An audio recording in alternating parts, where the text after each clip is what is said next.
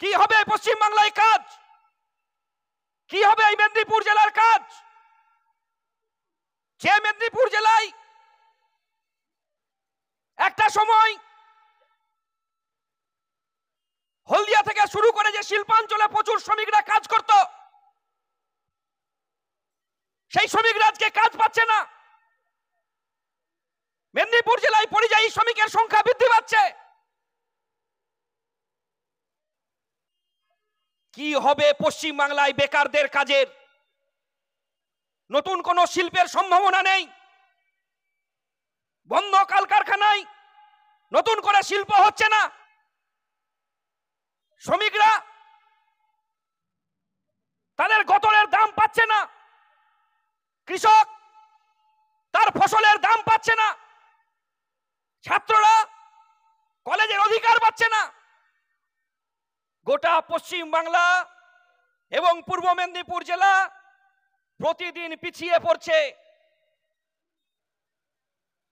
দিদিমণি আর দিদিমণির কিছু পোষা বাঁদর ছিল যারা এখন বিজেপির তকমা ভরে টিভির সামনে সাংবাদিক দেখলেই ভুঁড়ি ফুলিয়ে ফুলিয়ে অনেক বড় বড় দিদিমণির সঙ্গে বিরুদ্ধে কথা বলে, আর অন্যদিকে দেখবেন সেটিং এর রাজনীতির তত্ত্ব তারা খাড়া করে। আরে কারা এই জেলার বিজেপির নেতা, কারা এই রাজ্যের বিজেপির নেতা? এখনো পেটে লাথি মারলে তৃণমূলের ভাত বেরোবে, তারা আবার বলছে নাকি বিজেপির তৃণমূলের বিরুদ্ধে কথা বলবে। এরা গোটা পশ্চিম বাংলাটাকে অশান্ত করতে চাইছে, ভাগ করতে চাইছে। আমরা বলছি কাজ কই, কাজ লাগবে। প্রতিদিন এই রাজ্য থেকে পরিযায়ী শ্রমিকরা অন্য রাজ্যে কাজ করতে চলে যাচ্ছে। ঈদের সময় একটা অংশের পরিযায়ী শ্রমিক ফিরতে পারলেন, আর একটা অংশের পরিযায়ী শ্রমিক ফিরতে পারলেন না। এই মেদিনীপুর জেলার মাটিতে তৃণমূল আর বিজেপির নেতারা রাম আর রহিমের মধ্যে ভাগ করতে চাইছে। কিন্তু যে বেকাররা কাজ পাচ্ছে না, কেউ শিয়ালদা স্টেশনে, কেউ হাওড়া স্টেশনে, কেউ কলকাতা স্টেশনে, কেউ সাজরাগাছিতে, পিঠে একটা ব্যাগ নিয়ে যখন অন্য রাজ্যে কাজ করতে চলে যাচ্ছে, তখন তার তো নাম আর রাম আর রহিম থাকছে না, তার নাম তো হয়ে যাচ্ছে পরিযায়ী শ্রমিক।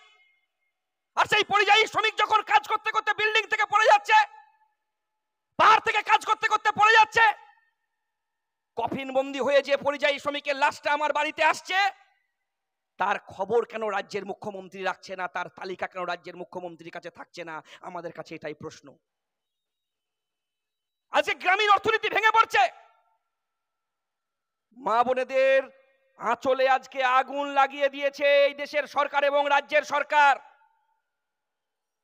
বিজেপির সরকার আসার পরে আমার মা বোনেদেরকে স্বপ্ন দেখিয়েছিল উজালা গ্যাসে রান্না করবে, বাড়িতে ভালো করে গ্যাসের সিলিন্ডার লাগিয়েছিল, আর মাথায় করে যে খড়কুটো নিয়ে কাঠ কুড়িয়ে এনে ঘুঁটো দিয়ে রান্না করতো আমার মা বোনেরা স্বপ্ন দেখেছিল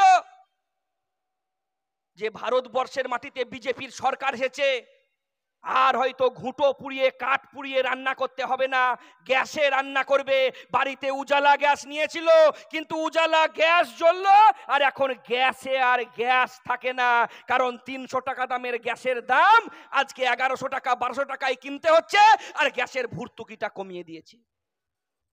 শুধু তাই, আমার মাকে আজকে সরষের তেল ডালার আগে চিন্তা করতে হচ্ছে। বামফ্রন্ট সরকারের সময় যে সরষের তেলটার 50 টাকা কেজি ছিল, এখন 180 টাকা 200 টাকা কেজি কিনতে হচ্ছে।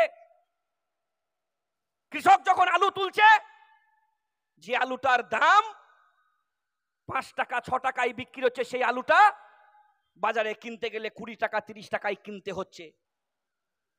40 টাকা 50 টাকা কেজি, 70 টাকা 80 টাকা 200 টাকা কেজি আদা হয়ে যাচ্ছে, 300 টাকা কেজি জিরে হয়ে যাচ্ছে, 100 টাকা কেজি চিনির দাম হয়ে যাচ্ছে। মানুষ খাবে কি?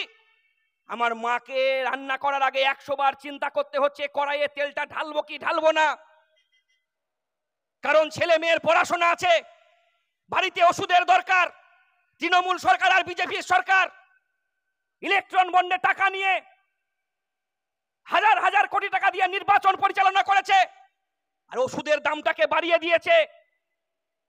মেয়ের বিয়ে দিতে হবে, ওষুধ কিনতে পারছে না, ছেলেকে বলছে বাবা অনেক পড়াশোনা করেছিস মাধ্যমিক উচ্চ মাধ্যমিক, আর পড়াশোনা করে কিছু হবে না, চাষে ইনকাম হচ্ছে না, তুই পরিযায়ী শ্রমিক হিসাবে অন্য রাজ্যে কাজ করতে চলে যা। কেন চাষে ইনকাম হচ্ছে না? বামফ্রন্ট সরকার আসার পরে কি ভাবনা চিন্তা নিল? যে পশ্চিম বাংলার গ্রামীণ অর্থনীতির উন্নতি করতে হবে, বর্গাদার পাট্টাদারের মাধ্যমে গরিব মানুষের মধ্যে জমি বিলি বন্টন করো, এক ফসলি জমিকে দু ফসলি করো, দু ফসলি জমিকে তিন ফসলি করো, মাঠে বিদ্যুৎ পৌঁছে দাও, নদী থেকে জল তোলার জন্য শ্যালো মেশিনের ব্যবস্থা করো, তার জন্য কেরোসিন তেল দাও। আজকে কাকা দিদিমণি আসার পরে কেরোসিনের তেল কি পাচ্ছেন রেশনে? যে বিদ্যুৎটা আপনি 2 টাকা ইউনিট কিনতেন, সেই বিদ্যুৎটা আজকে 10 টাকা ইউনিট কিনতে হচ্ছে মাঠে। বাড়িতে যে বাল্বটা জানাবেন তার দাম আকাশ ছোঁয়া। তাহলে বিদ্যুতের দাম বৃদ্ধি হলো, ওষুধের দাম বৃদ্ধি হলো, আর আপনি যখন ধানটা বিক্রি করতে যাচ্ছেন তখন ধানটার বিক্রি করে আপনার পকেটে টাকা আসছে না, কারণ এ রাজ্যের সরকার 800 টাকাতে কিষাণ মান্ডিতে ধান বিক্রি করতে পারে না, কিন্তু কেরালায় বামপন্থীরা আছে, সেখানে 2800 টাকা দামে ধান বিক্রি করছে কৃষকরা। আমার মা আমার বোন বাধ্য হচ্ছে লোন নেবার জন্য, কারণ গ্রামীণ অর্থনীতি ভেঙে পড়ছে, কলকারখানা বন্ধ, কৃষক ফসলের দাম পাচ্ছে না, এসএসসি টেট পরীক্ষা নেই। বামফ্রন্ট সরকারের সময় প্রতি বছর এসএসসি টেট পরীক্ষা হতো, বাংলার বেকার ছাত্র যুবরা কাজ পেত, চাকরি পেত, রিক্সা চালক, ভ্যান চালক, টোটো চালকের ছেলেরা, ক্ষেত মজুর পরিবারের ছেলেরা আজকে হাই স্কুল প্রাইমারি স্কুলের মাস্টারি হতো। আর দিদিমণি আসার পরেই শুভেন্দু বাবু টাকা নিয়ে চাকরি বিক্রি করে বিজেপিতে যোগ দিলেন ঠিকই, কিন্তু যারা বিনা পয়সায় চাকরি পেত আজকে বাংলার মাটিতে 8 লক্ষ 10 লক্ষ টাকায় চাকরি বিক্রি